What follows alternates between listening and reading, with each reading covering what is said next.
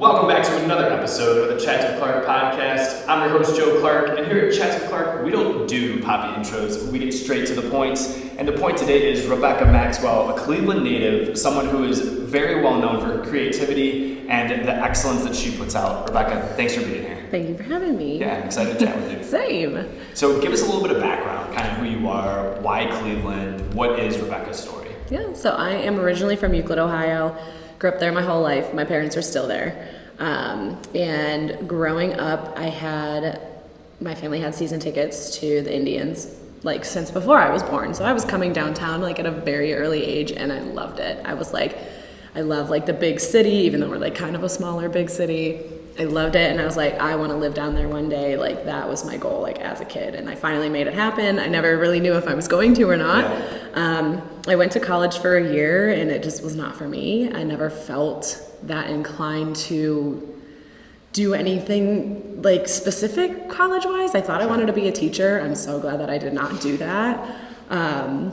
But came home and then immediately started in the service industry. I started at a golf course, and then I was hosting at a restaurant, and I just fell in love with the atmosphere and like being able to talk to people and meet so many different people.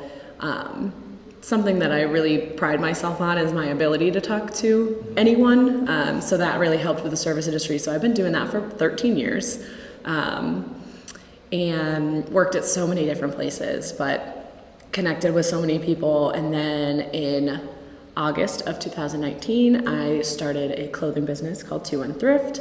So I've been doing that for 4 years. I thrift and repurpose sports clothes, mainly for women. Our options are a little bit limited on the sports side. I was tired of seeing pink jerseys and like really not cute clothes. I'm like, a man definitely designed this. So I started that, and that took off like right away. I remember posting, I think I posted 10 shirts my first day, and they all sold in the first day. And I was like, all right, I guess we're doing this. Like, I just had a stack of clothes that I have more Cleveland clothes than anyone would ever need. My grandma got me into thrifting really early on, so I would find really cool vintage stuff. And then I started buying like other things, and I was like, I think I could do something with this eventually. And then I finally was like, all right, let's just try it. We'll see. So yeah, it took off, and then it's like grown into so much more. I was initially just bleaching shirts, and now it's turned into so much more, which like I'm so thankful for. And then I recently, in February, started an event-based organization for the women of Cleveland to create friendships. A lot of girls in their 20s and 30s say it's really hard to make friends as an adult. And I've never felt that to be the case because I'm extremely extroverted. Like, I will see a girl on Instagram, and I'm like, if we have been following each other for 2 years and we're constantly hyping each other up, we're friends. Like, we're friends, and we're going to be friends in real life eventually. You just don't know it yet. But I'm going to make that happen. So it seemed like, especially post-COVID, there was really a need for human connection, and we're also on our phones now, that I think that we've lost a little bit of that. So being able to connect people has been so fun, and like even the response to that, I didn't expect it right away. I knew it would work eventually. I knew people wanted it, but it took off right away, and I'm so excited about it. I have my next event at the end of this month, and it's already, we're like at 50 tickets already. So I'm hoping for 100. So we'll see. You're halfway there. Yeah. We'll see. We got like 3 weeks left, so I think we can do it. You're always creating and doing, and that's kind of was the intro like I had given you. And this Two.One.Thrift and the women's group, what's called the girls' room, right? Yeah. The girls' room are just like the icing on the cake, I think, of seemingly years of practice in the service industry that have allowed you to be so effective now in your creative endeavors. Yeah. Let's start with the most recent. Let's dive into the girls' room a little bit. Do you remember a specific moment that kind of was like, this is why we need this, right? Did you have a conversation with someone that really sparked it, or was it kind of just like you noticed with COVID and the lack of interaction? So I've actually, I had the idea for 5 years before I did it. It was a different basis. So when I first moved downtown, I moved downtown 6 years ago, and I started having these parties because I love event planning. I just love to host. It's like one of my favorite things. My parents always hosted parties, so I really had that like want to get people together and like make food for people. That's my love language. I love cooking for people. Got it. So moved downtown and started having these parties because I wanted all of my friends to be friends. I didn't want to have to pick and choose who I get to hang out with, when I get to hang out with them. I have a large circle, so I don't want to have to like have weird, awkward interactions with people. I wanted everyone to be friends. Started, had my first wine and cheese party, and I just did like a huge table of cheese board, and it worked. I have 2 annual parties a year, and they've just grown and grown. This past year I had to have 2 Valentine's Day parties because there were just so many. I just want to invite everybody. I want everyone to be invited. So like 5-6 years ago, I was trying to like kind of starting to get into like more of the fitness class world, and that's a very intimidating world to enter, especially by yourself.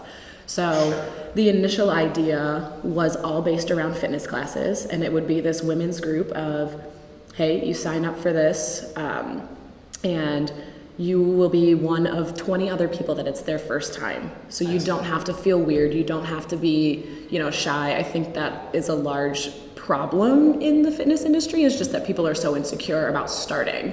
So it started all based around fitness classes. I just never, I had a full business plan. I wrote everything down. Like, I wish I could find it. I think I might have thrown it away, but fully prepared, and then I just never went forward with it. So then after the Valentine's Day parties, I had one at my apartment, and then I had one at a local wine spot. Okay. So I was like, I just brought 60 girls into this venue, spending money in this local venue, a way to support a female-owned business. And I was like, all right, it's time. Like, if I can get 60 people to just come hang out with me, I think I can make this happen, So it kind of started with that Valentine's Day party, because, I'll have girls message me. They'll be like, I want to be invited to the next one. And I was like, I only have so much room in my apartment, but you're on the list next year. So now it's just like, all right. Yeah. So it started off with a sip and swap.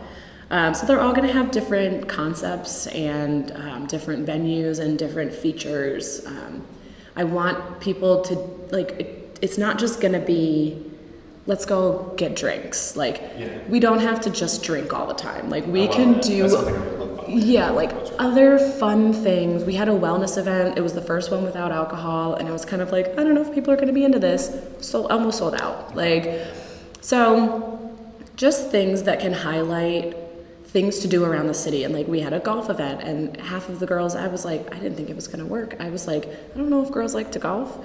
85 tickets sold. Oh my God. It was packed. And now all these people know that venue exists, and they can, some girls set up lessons. So I want it to be mutually beneficial, not only for the people attending and they make connections, but also for the businesses. Absolutely. And I have a welcome envelope where I highlight local businesses. They give a coupon.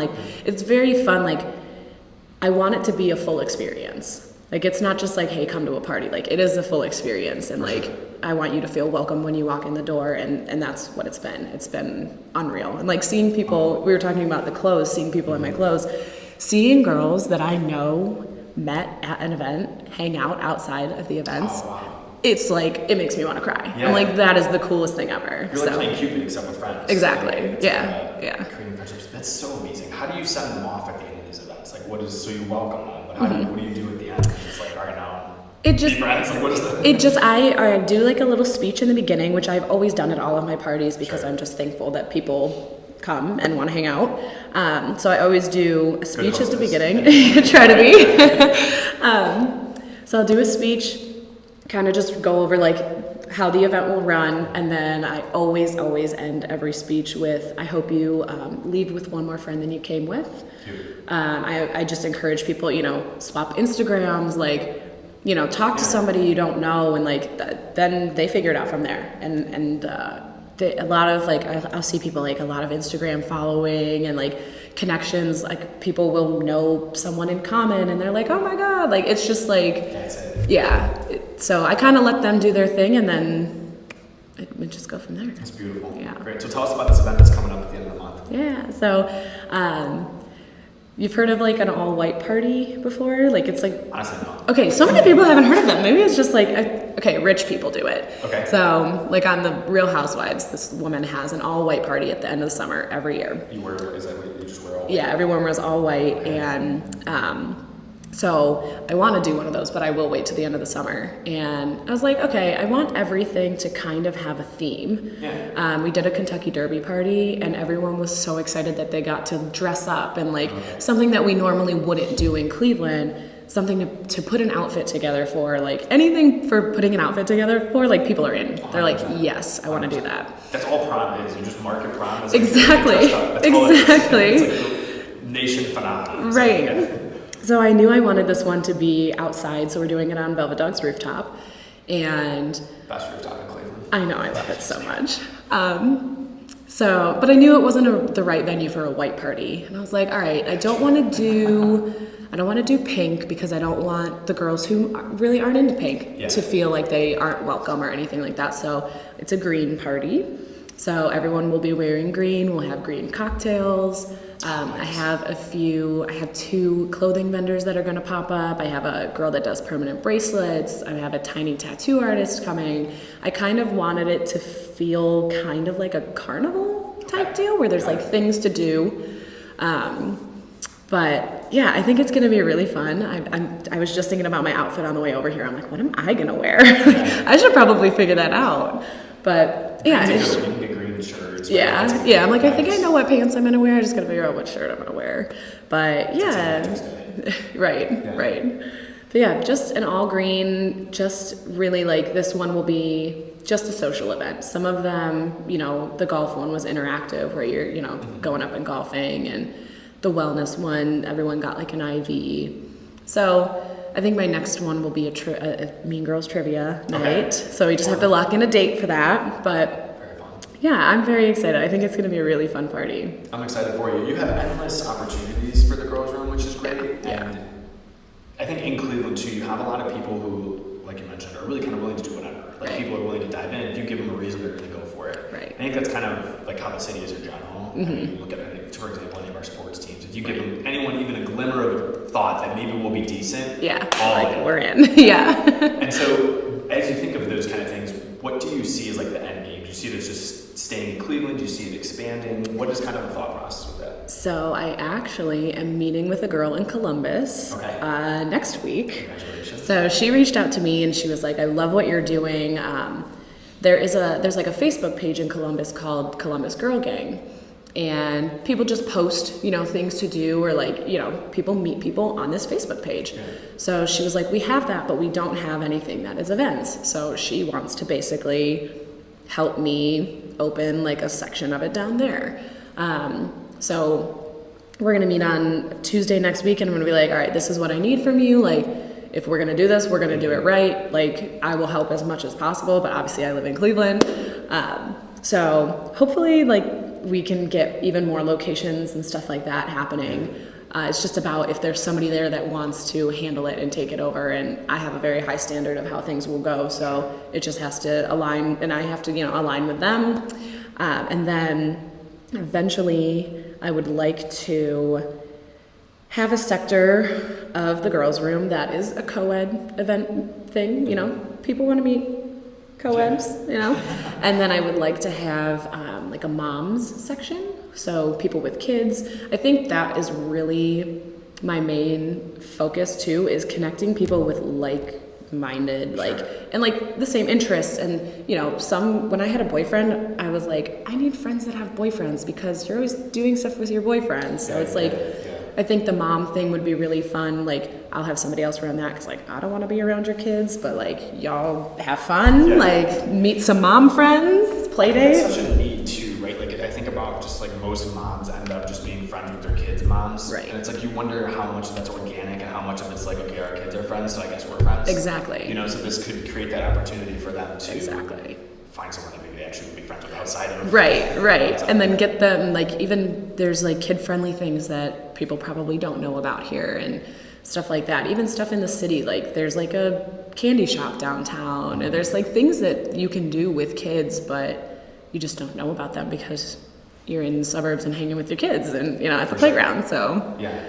That's awesome. I think you're right on the right track, right? We're supposed to be with it all. I'm really excited. To be transparent to all our listeners, Rebecca has a lot of content, but the content that has struck me recently was about the girls' room. That was the part that I was like, I gotta hear more about that. I mean, everything, but that was the most recent endeavor. It really struck my interest. So that was what prompted me to reach out to you, and I saw it growing, and I love the idea behind it, because you are right. I think it's very weird to make friends. I'm like you. I'm wired like you. Large group, large circle. Feel like I can talk to people and just enjoy. I mean, hence a podcast, I guess. Right. Just enjoy connecting and communicating with people. So it's really an awesome idea and program that you have going on. Thanks. I'm very excited about it. I'm very in love with it right now. So I hope it keeps going. It will. Because it's going to be people that are changing all the time. Right. To change events. It's up to your discretion. So. Right. And my ideas, I have like a list. I'm like adding to it every day. I'll like hear about a venue where I'll see a concept or like something. I'm just like adding. I'm like, all right, I know this will work there. This will work there. Like,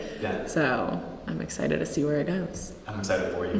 One thing that you had mentioned, Rebecca, that I wanted to touch on a little bit is that you feel like you were able to communicate with anyone. And I didn't want to interrupt our thoughts earlier, but to take you back to that, what strengthened that for you? How did that skill become something that you have? Honestly, I feel like coming from the family that I do, we are all very, very in the community, very extroverted. It was always just kind of like my parents had us talking to adults. Like we weren't like sheltered really at all. We had a neighborhood that was very intertwined. Everyone knew each other. I think I just always kind of had it. It never, I can't think of a time that I didn't have the ability to just talk to anyone. And I do think the service industry really did help that too. Just because it's on a level where like, this is your job and you have to be nice to people. So now it just comes naturally. Like now it's just like, all right, like we might be different, but like, we can still talk. I can have a conversation and have any like open dialogue. It's like, I don't get upset easily. I don't get offended easily. I think that's the main thing is like, you can say whatever you want and I might not agree with you, but that's okay. Cause that's what humans do. Like that's who we are. We're not all supposed to be the same. So it's just, it's really honestly just come naturally. I wish I had a better answer for that, but you've got to practice it though in the service industry. Yeah, and I grew up in sports. I grew up in choir. We were always very active. So just always meeting people. And when you meet people from different walks of life, like whether it's in the different like choir, sports, like you're going to meet a whole array of people. And then of course in the service industry, you're getting slews of people that are coming in from all walks of life. That helps you to be able to build a different types of connections and be the skills needed to communicate with people from those just learning by doing. Yeah. And I think so. To give this a little bit of a nod, one of the places you worked was downtown a little bit at Velvet. Do you want to talk about that a little bit? Yeah, sure. Let's touch on that, because something I was going to say is with the volume that you have, now you're really doing it right. So now you don't even have time to sit and think. Like it's just fast communication, and I think that's something that's really. I think everyone should be in the service industry. That's like my hot take. Everyone should be in the service industry. For at least some point in their life, because you really learn how to be a better person. Yeah. And to be patient and calm and not get aggravated. Yeah. So starting at Velvet, it started 6 years ago, and I had just moved downtown, and I was going out every weekend, and I was like going to Velvet Dog every single weekend, and I was like, you know what? I think I should just work here. Like, why not? All my friends come here. I'll still be able to be a part of the party, but like I'll be making money instead of spending it. So I started on the main bar, and then quickly got moved to like my own little bar, and then now I'm upstairs on my own bar.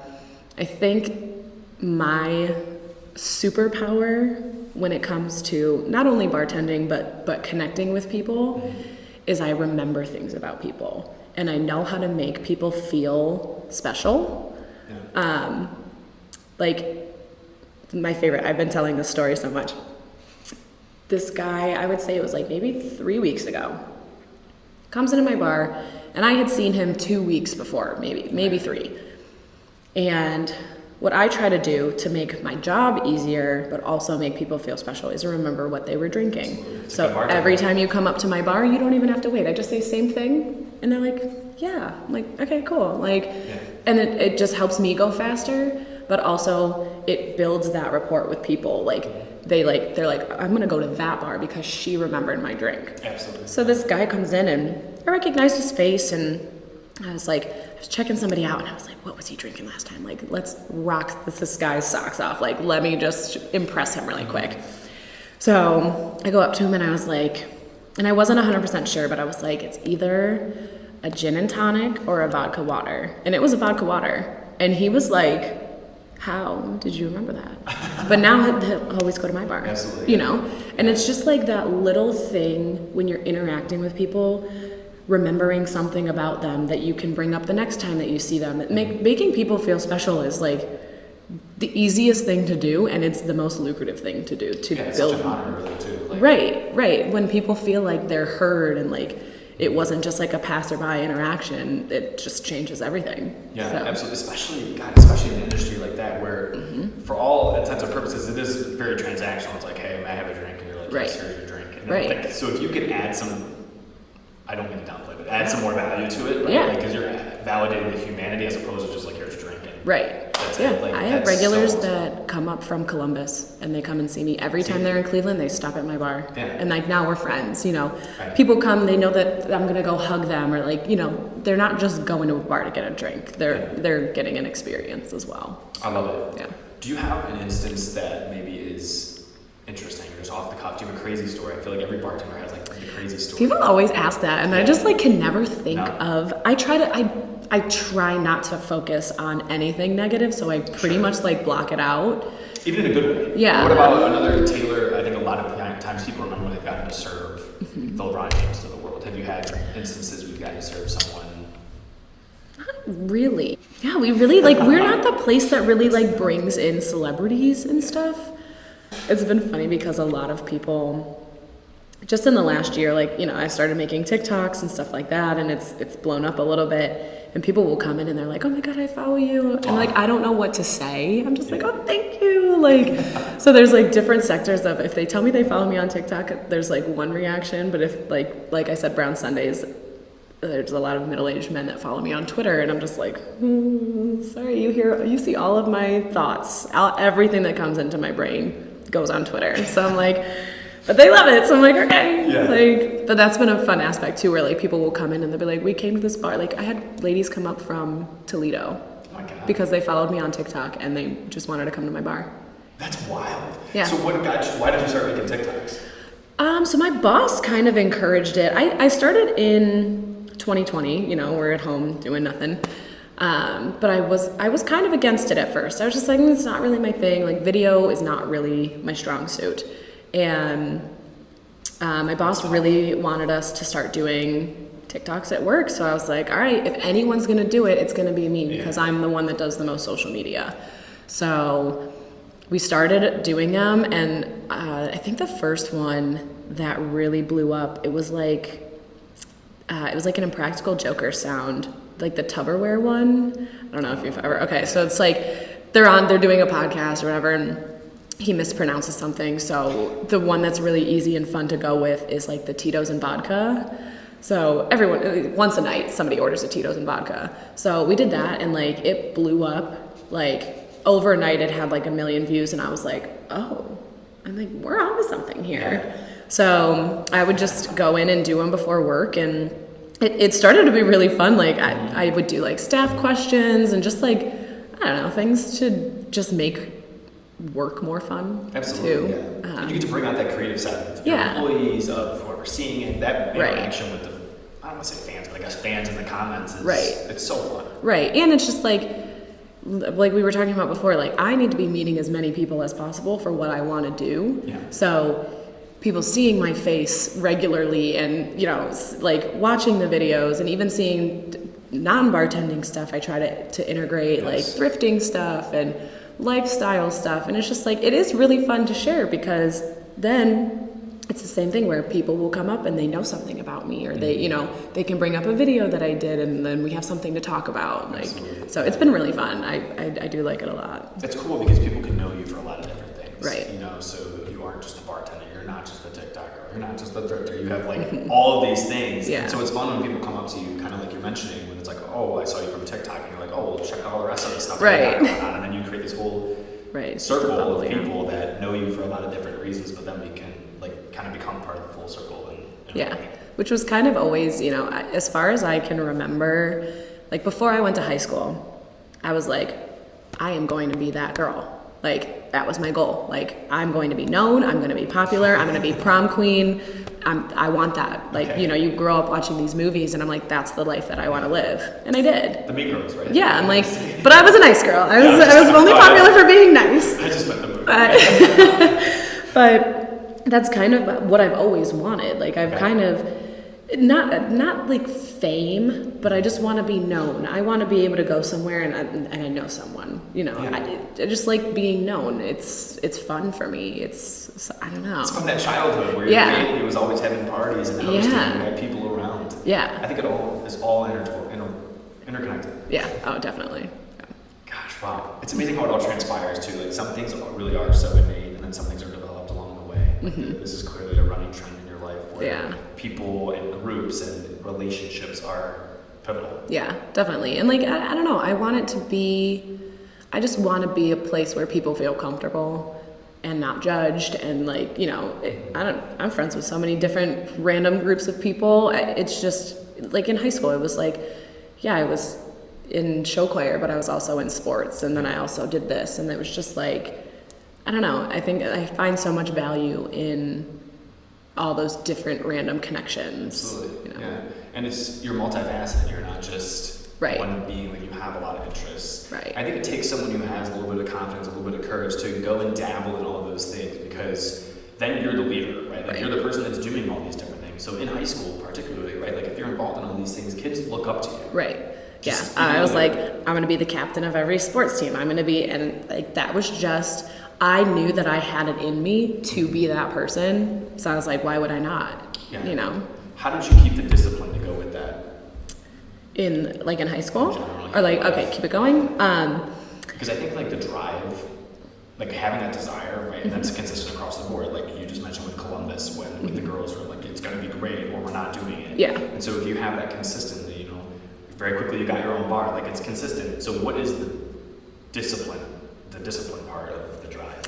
I think that I am partially a perfectionist. Sounds like it. Yeah, I've always wanted to be the best at everything. I'm the youngest child of 4, so I don't know if maybe that played a part in it, but I've just like, if I'm gonna do something, I'm going to do it well. And I always say I'm good at everything, but I'm not great at one thing, which I don't know that to be completely true, but if I'm not good at something immediately, I'm one that I will not do it anymore.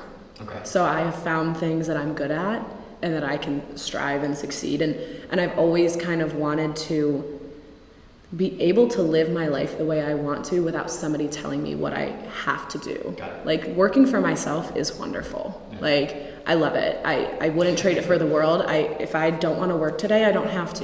Sure. But I know I have to make up for it later. But it's only on me to do that. And I think I kind of always wanted that. Like when I was a kid, I just kind of, I felt very restricted. I had very strict parents. So I think it was like, I want to be in charge of everything. Yeah. Like I want to be calling the shots. So I made it happen. So you're doing it. Yeah. Like makes sense with the college thing too, right? Like college wasn't your fit. College is very much so structured for work for the man, like do the 9-to-5 kind of thing in some capacity. That's so interesting. Yeah. I don't know. I've always just been, I want to go with the flow. I want to be creative. I want to love what I do. I want to wake up every day happy. And I do.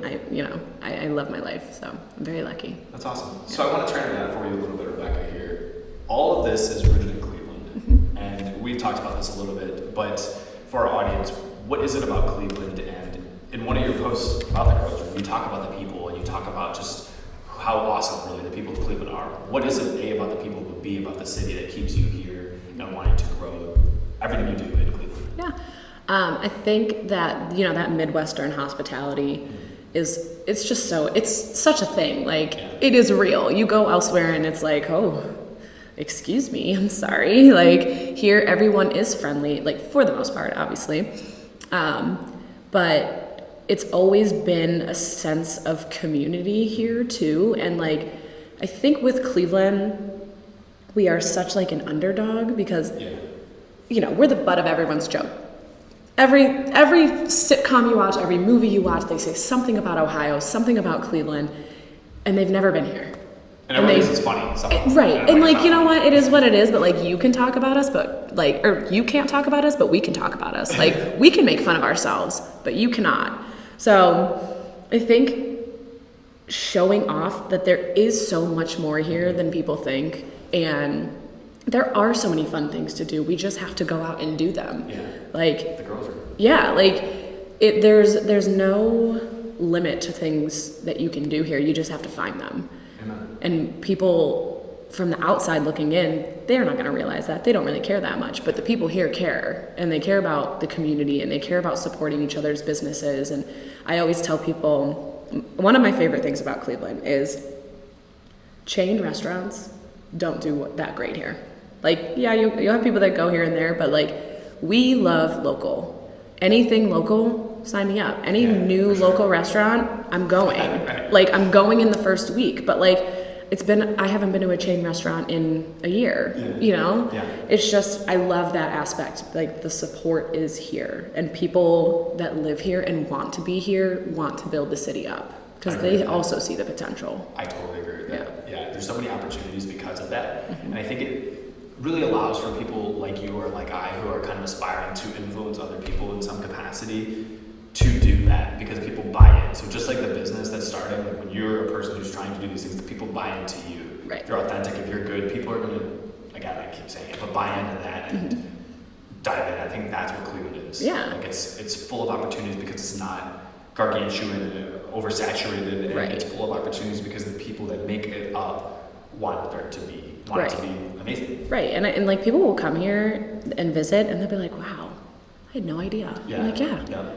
Of course you don't, because well, like now we have all these wonderful Instagram pages highlighting all the things in Cleveland. I love watching them. I'm like, this is so cool to just see like the city highlighted in a positive light because we're always looked at so negatively. Right. Like, all right, we have bad sports teams, but like, there's still thousands of people at those games, like, you know. Yeah, they're a blast. Yeah, I'm like, we have the most loyal fans in football. So what do you, like, you know, what do you mean? Like, you mentioned the Indians, God, die hard, right? Yeah.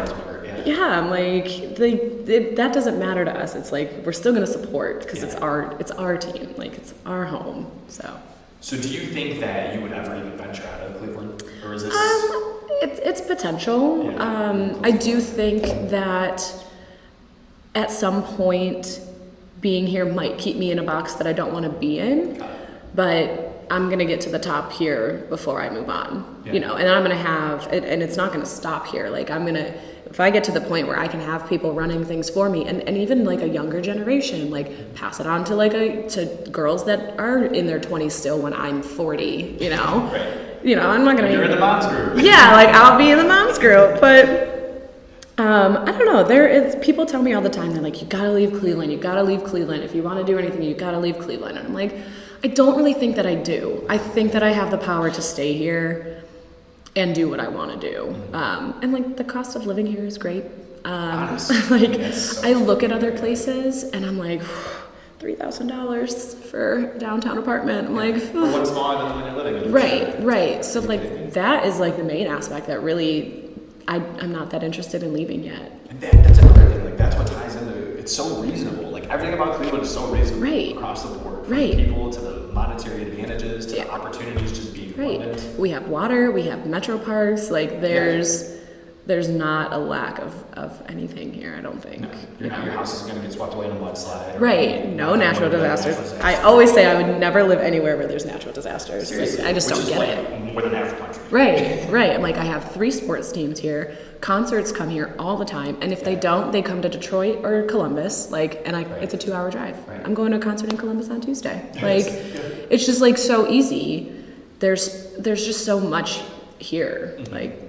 So there's really no reason to leave just yet. I like that. We'll see. That. Yeah, you still got more to do. Yeah, well, and Cleveland needs you, Rebecca. Yeah, and living here, I can travel more because I can afford to travel more. Yeah. So, you know, we'll see. Maybe one day, but I'm in no rush to leave. In your endeavors here, we talked about Two.One.Thrift, and I love the name to play off the 216. So Cleveland, of course, is the 216 with our area code.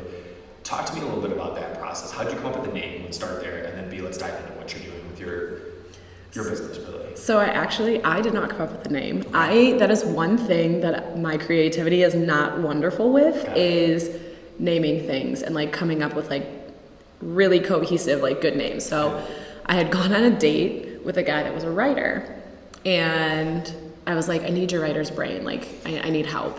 Because I knew, we were like, my friend and I were trying to go through names, and I was just like, I knew I wanted to incorporate Cleveland. And I knew that I wanted it to be known that it was a thrifting company, Nice. So I told him that, and that was the first thing he said was Two.One.Thrift. And I was like, there it is. Yeah. I was like, that's perfect. And I was like, thank God, because I couldn't even think of like what I would come up with. I would have never come up with that. As an aside, I'm just blown away by how things go. Like, the way you phrased it makes me recognize that the guy's not still around. So it's interesting that like this date leads to the business name that you now use. Like, one decision leads to so many things. It's fascinating how that all works. I told him like a few years later, I'm like, I owe you so much for that. So thank you. Like, sorry it didn't work out, but thank you so much. So isn't that fascinating? Yeah. Just in its nature. I know. That's the thing, is like one interaction can like change so much in your life, and like I think that's something that a lot of people take for granted, like not interacting with people. Like, you never know who you're gonna meet. I think it's part of the reason like why people like us want to do so much and like are involved in so many things, because I'm like, you just enjoy the banter with people, and you never know what's gonna happen from it. And you're not in it for the what if, you're in it for the joy of the moment. And that leads to other joys of that moment. And then you're like, wow. Look at all this that stemmed from one decision. Exactly. Yeah. And I love the name. I'm very happy with it. So. Tangent aside. Sorry. So what are you doing with Two.One.Thrift? Let's let our audience know a little bit about it. I know you told me, which is fascinating. So let's relay that. So I thrift and repurpose sports clothes mainly, and I'm mainly for women. I do have men's stuff, and men ask all the time. Like, all the t-shirts and sweatshirts are men's sizes. I shop mostly in the men's section, but I'm a girl's girl, and you guys, you're gonna throw a jersey on anyway. Like, I really do think over the last 5 years now, the aspect of game day fashion has changed so much, where people are, they're putting together fits. They look good. Like, it is like an event that you are putting an outfit together for. And people love that unique aspect, whereas like companies like myself are doing so well, because I don't want to be wearing the same t-shirt, and there's a million Cleveland t-shirt companies, And GBR's like, good luck. Trying to compete with them. Exactly. Stuff's awesome. Exactly. So I'm like, I would always buy all the Cleveland t-shirts, and I was like, people want this no matter how many they already have. Yeah. Like, it's never gonna not be lucrative to have a Cleveland t-shirt company, or like, a sports t-shirt company in general, because that's not going away. People want it, and people are willing to spend so much money on sporting events and like stuff like that. So yeah. And like, it's really fun, because I love, being able to make something that I might not like. Like, during COVID, there were only 2 thrift stores open. So I was driving out to North Olmsted and Brecksville to go to these 2 stores, and they really didn't have much. So I had to really get creative, and I made a lot of things that I didn't really like. But my best friend loved every single one of them. Wow. And I was like, oh, I don't have to like them for other people to like them. Yeah, I was like, okay, I don't have to be in love with everything, because not everybody's style is like mine. Sure. So that's what's been really fun, is that I get to make something different every day, and like, I'm never doing the same thing twice, and my creativity can just like run wild. I'll see a shirt and I'll know exactly what I want to do with it, like just seeing it on the rack, and I'm like, all right, like, and then sometimes I'll have periods where I don't have that. It's not in me that week, and I just, I'm like, all right, that's okay. Like, we can work on other aspects of the business, like, and stuff like that. But it's just been so fun, and like, I started making other teams, and like stuff like TikToks will blow up with that, and it's just like, I've made stuff for athletes' wives, and it's just been really fun. So yeah, that's good, and that builds that outreach again too. Right. I have to ask you kind of touched on like the competitiveness of it, and we talked about GBR work. Have you had any interactions with these people? What is it like being in an industry with the Emily Rockefeller's of the world, the GBRs of the world, who are Cleveland based pinnacles. Yeah. These guys are. So I would say like I don't really interact with them as much. They're just on a different scale and a different level. But I have some friends that work for Cleveland Clothing Company, and we kind of talked about doing a collab. It just never like came to fruition. Yeah. But I also try. I make sure that I don't use any of the local companies' clothes in my designs because it doesn't feel right to me. Yeah. Like big corporations, sure, like whatever, I'll do that. I don't care. But I try not to do the local stuff because they made that. That's that's theirs to have and to sell. It's not mine to sell. So I haven't really had much with them. Like, like we follow each other and like pictures and stuff like that. But I think we're kind of just in two little different sectors of the Cleveland clothing world. So I think it's another cool part of it. And I was curious and I was expecting you to say that because I think a lot of times in other places, right, it's more cutthroat. And I don't think it's, again, a testimony to the people here. I think it's very cohesive. And have you ever seen the movie War Dogs? I haven't. Okay, I'm not so a big movie person. Long story short, it's Jonah Hill and Miles Teller, and they're arms dealers. They're international arms dealers. And Jonah Hill's complaining to Miles Teller who's trying to get him on board, and he's saying he's like, we're dealing with the government. He's like, we don't need the whole pie. He's like, we just need the crumbs. Yeah. He's saying like the whole pie is a multi-trillion-dollar industry. Right. He's like, we just need the crumbs to be Exactly. sufficient. And I feel like that's kind of maybe a similar analogy of what's going on. I actually have I always say, and there's people that do similar things to me, things that I do, not to me, but I always say, I want everybody to eat, just don't take off my plate. Okay. As long as you're not copying the same thing that I'm doing, do it in your own way. Yeah. Be creative in your own way, and I think that has helped me not get mad when other people are doing similar things, and I'm like, okay, but they're doing it differently. Like, that's okay, and we can all succeed, but just don't take off my plate. Sure, yeah, just like you're not taking off of their plates. Right. Yeah, it's consistent. Right. Yeah. That's awesome. Yeah. Rebecca, you started the brand that you're wearing, right? Or the line, I should say, right? It's the line of your brand. So I'm glad you woke up today. Yes. Want to talk to us a little bit about that and maybe the Yeah. mental health component of the business. Yeah. So I had a friend pass away from suicide a few years back, and so that was really the kickstart. I was like, how do I support this? And I wanted to release a shirt that part of the proceeds were going to, suicide prevention, and that was the first time that I had ever been directly affected by it. And I was like, you're never prepared for it. Yeah, it's earth-shattering. Right. Yeah. So, and I think it's something that is talked about so much more now that I'm glad we're talking about it. Like we should be. And I just kind of like I said, I was at my workout class, and I just kind of had this idea. I wanted to get into more things that were not just sports-based. Not everybody's into sports. Not everybody's into Cleveland. So I've tried a bunch of different random designs. I'm like, I'll try anything, see if it catches on. If it doesn't, that's okay. Why not? Why not try it? So I knew I wanted to come up with something that wasn't super shoving mental health down your throat, but meaningful.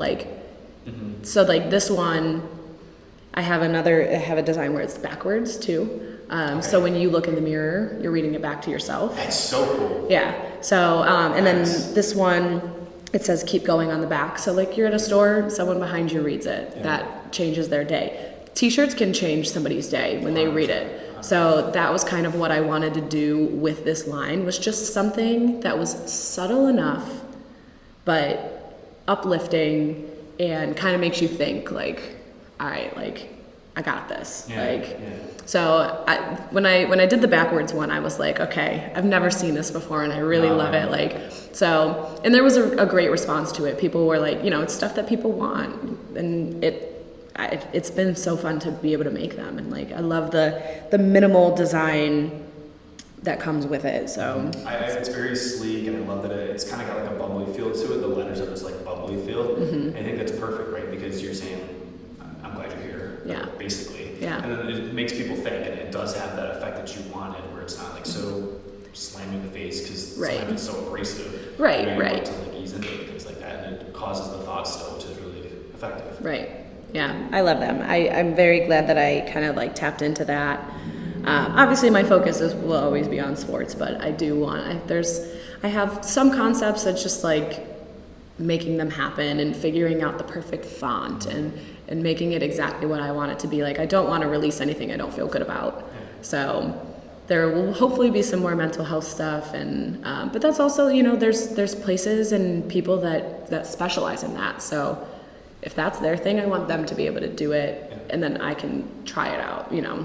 And where are your proceeds going? You mentioned that you have some proceeds. It is called Life Act. Life Act. Yeah, okay. yeah. So proceeds go to that. Yeah. Is that Cleveland based too, or is it? Do you know? I believe so. Okay. And what's your website? Let's plug your website. It is www.two.one.thrift.shop. Yeah. You're on Shopify? Yeah. Yeah. Okay. Yeah. That's awesome. So Two.One.Thrift.shop, everybody check it out. Go check out the I'm Glad You Woke Up line, of course, amongst all the other Cleveland clothes and I guess other cities too, since Rebecca's on to it and Adams. But I had to ask you about that because first of all, I think it's awesome what you're doing, and secondly, it's just different. You know, Yeah. I think that things that are different deserve some attention if they're good. Yeah, definitely. It's a good thing. Yeah. So as we kind of get towards the end, I have like 3 questions that I bang out that are really kind of the litany. So the first one is, do you have any major influences in your life? And if so, is it like you could look at it from people you know or people that maybe you've never met? Because I think there's both. I would say, so 2 of my best friends, we've been friends for 2 years, and you know Natalie. I think it's crazy that it's only been 2 years. It feels like it's been 3. But I was going through a super rough time right before I had become friends with them. I'd lost a friendship that was like the most important thing to me. And they kind of came in and they changed my perspective about a lot of things. Their willingness to just be so open and supportive. And just having people in your life that are doing good things as well, like having people that are consistently working out, or like we go to workout classes together, or like, you know, not drinking all the time and stuff like that. Like they have really like turned me around into like wanting to be better for myself, and like just that their friendship, and like I can go to them with anything, and we are wildly opposite. Like to have people, I'm a bit of a wild child, and they're a lot more tame, and they don't judge me, and they don't, you know, anything like that. Like I feel like they help me be better with that as well, like not judging people, and not, you know, just because we view the world a different way doesn't mean that we can't coincide and be friends. And so I feel like they have had such an impact on me over the last few years. Awesome. Yeah. When they listen to this, I hope they rewind it for just a minute and get that feedback again. It's incredible when you surround yourself with good people. Yeah, my friends are amazing. I just had last night, I've had so much support in the last few months with the girls' room, and like my friends show up to every event. They're buying tickets, like, so I have a really solid group of friends. So last night I told them, I was like, I want everybody to come over, and I just want to treat everyone to a girls' night. I'll cook, and I wrote everybody a handwritten letter just to tell them, like, I just think it's so important to tell people how much they mean to you. Yeah. Because spot on. Yeah. I always say, like, you have to tell people how much they mean to you, because how are they going to know if not, you know? Rebecca, it's only weird to people because they don't do it. Right? Right. Like, I think it's one of those things that once you start practicing that, you realize how effective it is. Right. And you don't have to regret not saying something. Exactly. And you never have to wonder. And then also, that person doesn't have to question anything. Like, Right. It's like, they just told me. They went out of their way to tell me that. Right. Yeah. One of my guy friends, I was telling him that I was doing that, and he was like, man, women are so different than men. He was like, if one of my guy friends got me a little basket of things and wrote me a letter, I would cry. He's like, I would cry. I would love that. He's like, but men just don't do that. And I was like, that's why I'm kind of glad I'm a woman, because I can. Like, not that you guys can't, but it's just like, that's just like naturally ingrained in who I am. Yeah. Is just to tell people how much they mean to me. I don't know. I feel lucky to know so many wonderful people. I'm just going to say, like, to that guy and just to anyone, like, yeah, okay, if anyone gave me a basket, I'd be a little, like, from a guy to another guy, a basket would be a little weird. I'm on that wave with him, but I think, like, there's some value. there's so much of that. I think the written word or just spoken word is so important, right? Like, Yeah. I've shared this story before, but to share it again is, I had a buddy of mine write me a letter maybe 3 months ago at this point, and he just wrote me a quick letter. He's in law school, and he says to me, he's like, hey man, I really appreciate you, appreciate our friendship and just the bond that we have. Like, you're inspiring, I'm inspired by you, and I am inspired by our friendship. And you'll keep that letter forever. Yeah, it's hanging up right I above my have desk. every Yeah, handwritten letter I've ever gotten, I will never ever get rid of. No, Like, it's important. It's not, it's, again, okay, so let's look at it. I think it's fascinating that people think it's weird because what you're doing is good. So, and again, I don't think girls think it's as weird. But yeah. So let's say people are weirded, right, by this idea. Okay, so they don't like this premise. What you're doing is inherently good. So there's somewhere beneath the goodness. Right. And then, like, the more you do it, the better it gets. Right. And that separation from that energy is incredible. And then, like, to me, I'm like, you know, I'm one to look back on things. Like, I love looking at old pictures. I love reminiscing. And if I'm having a bad day, like, maybe I need to go read that letter and just remind myself that someone felt that way about me at some point in their life. You know, somebody thinks I'm a good person. Like, sometimes you just have to remind yourself that you're a good person. Like, and having other people acknowledge that is, you can't beat it. It's priceless. It is priceless. Wow, I'm really touched by that story. It's a good one. So you mentioned those 2 friends who were really special. That's awesome. Are there other influences that you wanted to touch on? I feel like, you know, it's strange because in a way it's kind of a bad thing. I never had our family. Yes, we were, you know, outgoing and all that, but we were not like a close knit I love you family.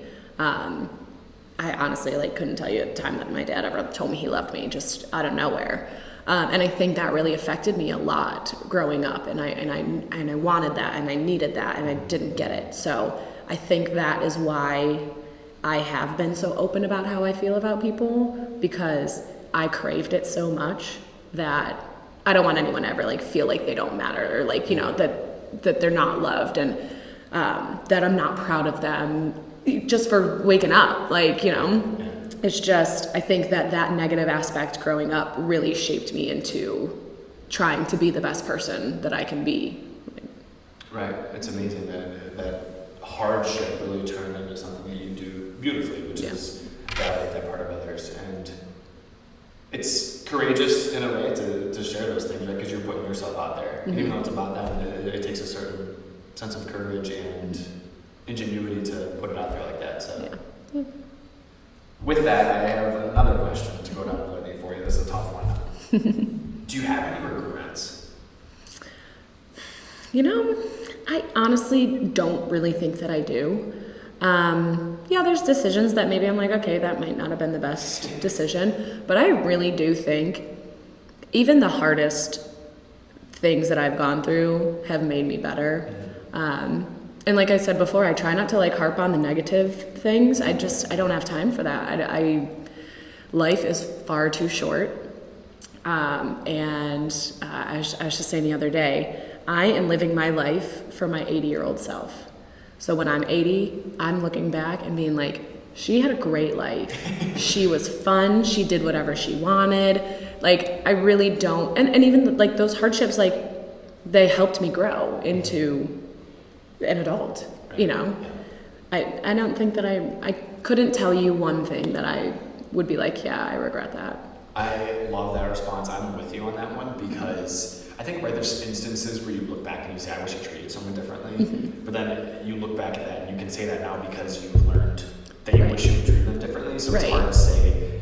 And so I think reflective people, which you sound like you are, and you've exhibited that throughout our conversation, tend a lot of times to have that approach where it's I wish I would have communicated something differently or been better at communicating, but I also learned how to communicate after the fact, so I can't be mad at myself because I didn't know how to do it then. It's the truth. It's the truth. Yeah.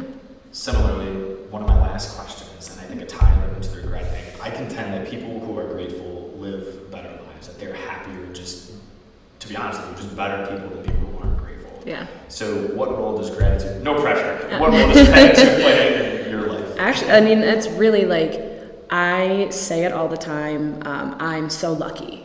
That is one thing that when people are asking about my business, I just say I'm so lucky. I feel so lucky. And they're like, no, you work really hard. And I'm like, yeah. And I'm so lucky that I am able to work that hard and that I put myself in this position, but I still feel so lucky. Like, I really I think it is very important to be grateful for what you have, and even sometimes to be grateful for what you don't have yet, because that's the motivation that you want. You want to look back and be like, oh, I did all this, you know, and it's like ties into the friends thing. Like, I make it uncomfortable. I tell my friends how much I love them so often because I don't know what I would do without them. Like, that's my family. And I know, like, you know, some people have that family dynamic where they're so grateful for their family and they're best friends with their family. And I'm almost more grateful that I don't have that, because it makes me hold my friends to a different value and like a different standard. And I just really do feel lucky for my life. I really am living the life that my 13-year-old self wanted when I was 30. You know, like, I wanted this to be my life when I was 30, and I just feel very lucky for it. That's so cool. Yeah.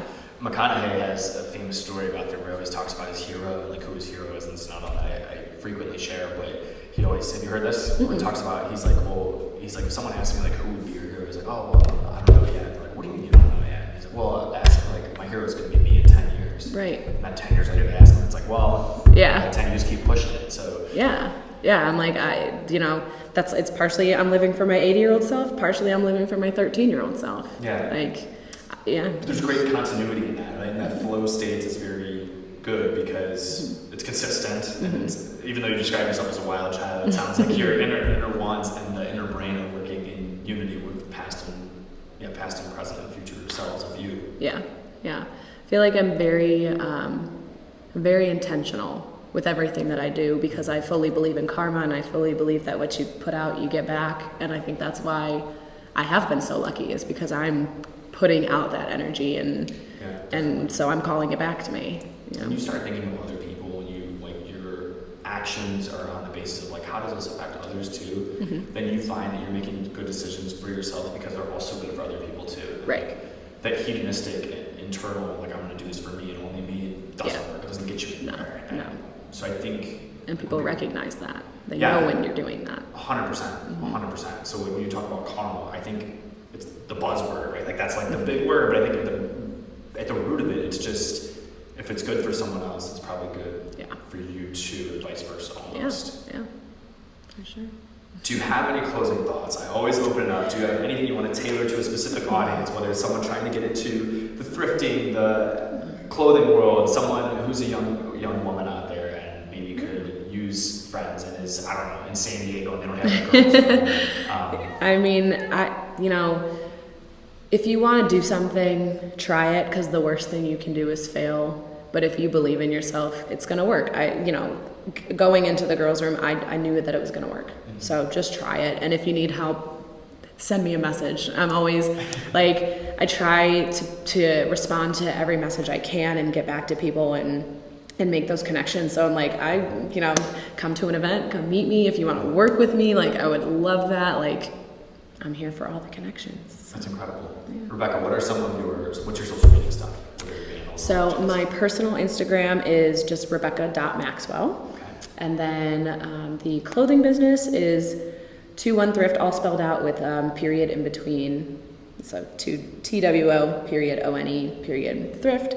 And then the girls' room is it's _ the girls' room. So and I have them all linked in all of my bios and stuff. So they're very easy to find. Once you find one, you'll find them all. But and Rebecca is REBECCA. Yes. So just talking about that, and as of course my listeners know, I'll have that linked in the description below. If you are listening to the podcast, if you're on YouTube, I'm still hated on YouTube, so it'll be in the pinned comments. Hopefully one day I can link these. I have this running thing where I can't link for the anything in YouTube. I don't really understand it. So if you're on YouTube and you're watching, thank you, and check out the pinned comment for all of Rebecca's information and social media. If you're listening to this podcast, I appreciate you. Either site you're on, please make sure you hit that subscribe button. Again, check out Rebecca's information, and I thank you for being here and just for opening your heart to me and to our audience, Rebecca. It's been an awesome conversation. You're a wonderful person with great visions. Thank you. Thanks so much for having me. Absolutely. Everybody, this has been another episode of Chats with Clark. I'm your host, Joe Clark, signing off. Thanks for tuning in.